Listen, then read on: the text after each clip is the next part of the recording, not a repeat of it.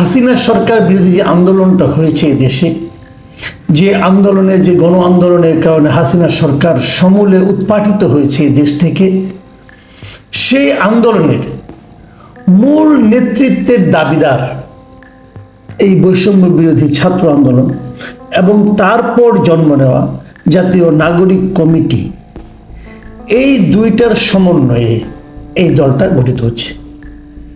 এবং যখন এই ছাত্ররা আন্দোলনের দাবিদার হতে থাকলো এবং এই আন্দোলনটা সফল হলো, আমরা অনেকেই ভেবেছিলাম হয়তো এবার আমাদের সেই প্রত্যাশাটা পূরণ হবে।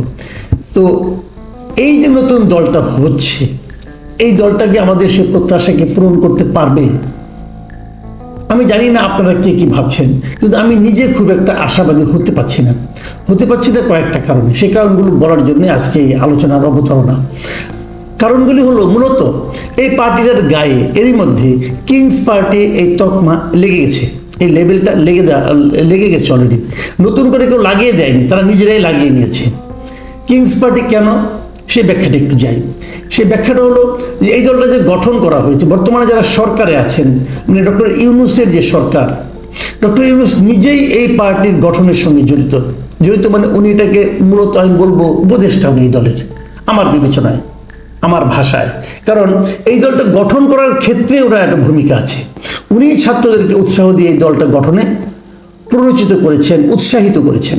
এ কথা উনি নিজেও একটা সাক্ষাৎকারে স্বীকার করেছেন। এবং এই দলটার প্রধানের দায়িত্ব নিচ্ছেন যিনি, নাহিদ ইসলাম, উনি দীর্ঘদিন গত 6-7টা মাস উনি ডক্টর ইউনূসের উপদেষ্টা পরিষদে ছিলেন। তার মানে ডক্টর ইউনূসেরই একজন উপদেষ্টা এসে এই দলটার মূল দায়িত্বে আসছে। এই দুটো সংগঠনের নেতাদের সমন্বয়ে এই দলটা গঠিত হতে যাচ্ছে। শুক্রবার দিন জাতীয় সংসদ চত্বরে তারা নতুন দলের নাম ঘোষণা করবে, আনুষ্ঠানিক ঘোষণা করবে এবং সেখানে নতুন দলের কমিটি ঘোষণা করবে।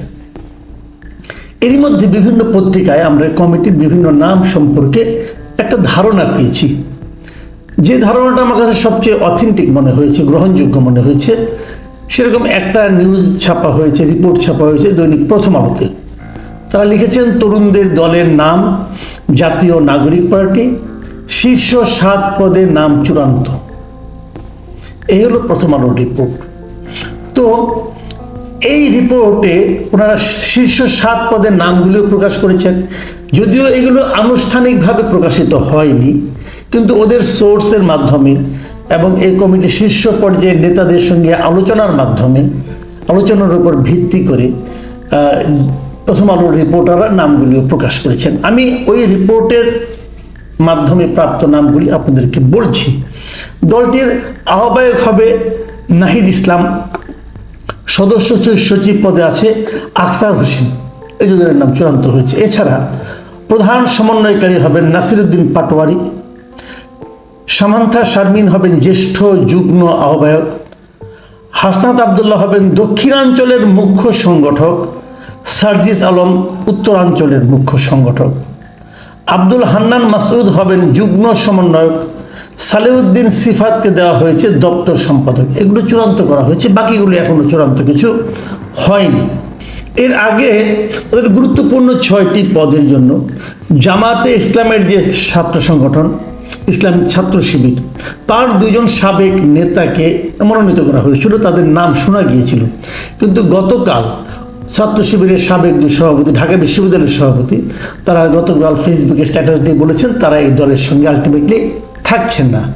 এটা যে আদর্শিক কারণে তারা চলে যাচ্ছেন তা বোধ হয় নয়, তারা হয়তো প্রত্যাশিত পদ না পাওয়ার কারণে চলে যাচ্ছেন, এরকম হওয়ার সম্ভাবনাই বেশি।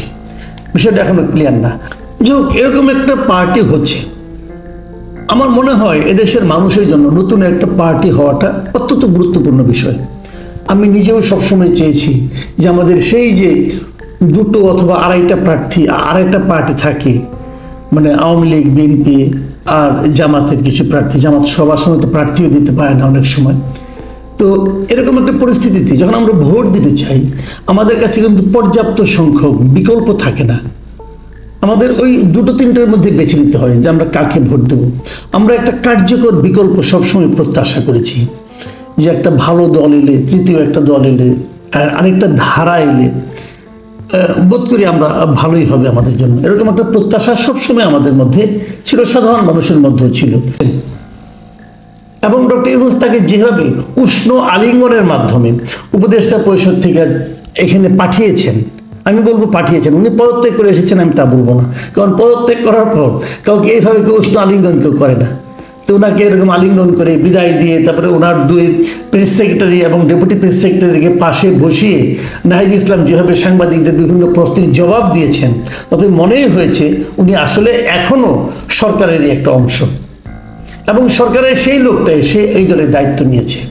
কাজেই আমি ভাবতেই পারি যে এই উপদেষ্টা মণ্ডলী এই দলটার, এই নতুন যে দলটা হতে যাচ্ছে তাদের অভিভাবক হিসাবে সরকারে থাকছেন, যে কারণে এই দলটা আমার ধারণা আগামী নির্বাচনী প্রচার এবং সমস্ত কর্মকাণ্ডে প্রশাসনের কাছ থেকে অন্যান্য যে কোনো দলের চেয়ে বেশি আনুকূল্য পাবে, এটা আমার ধারণা। আপনারা মিলিয়ে নেবেন পরে।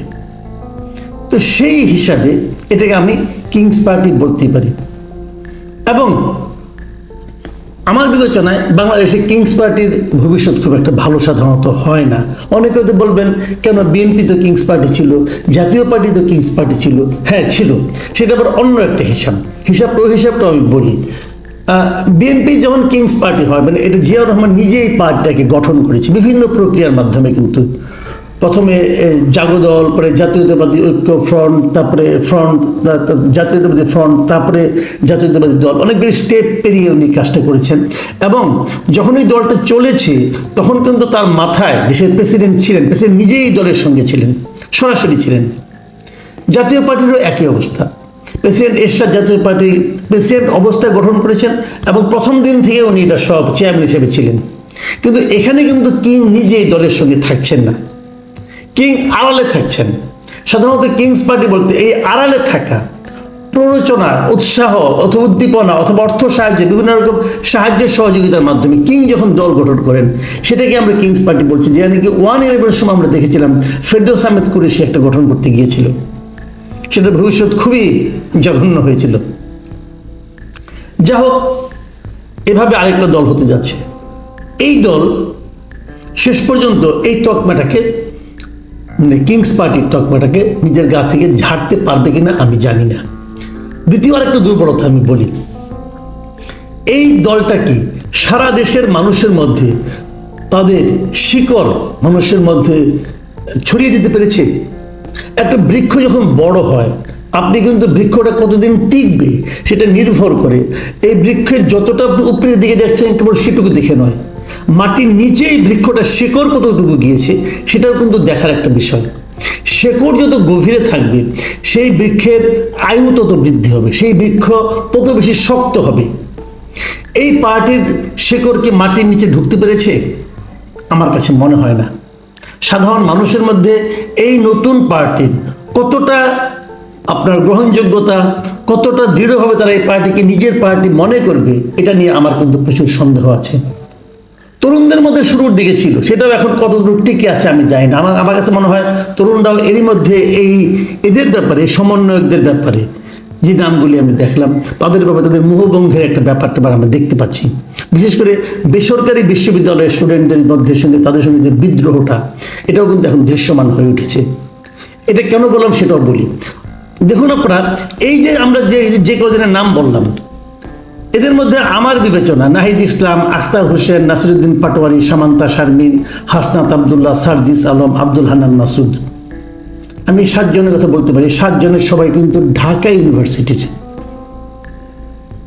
তার মানে আন্দোলনে অনেক ইউনিভার্সিটি ছিল, সারা দেশে সবগুলি পাবলিক ইউনিভার্সিটি ছিল, সারা দেশে সবগুলো বেসরকারি ইউনিভার্সিটি ছিল তো।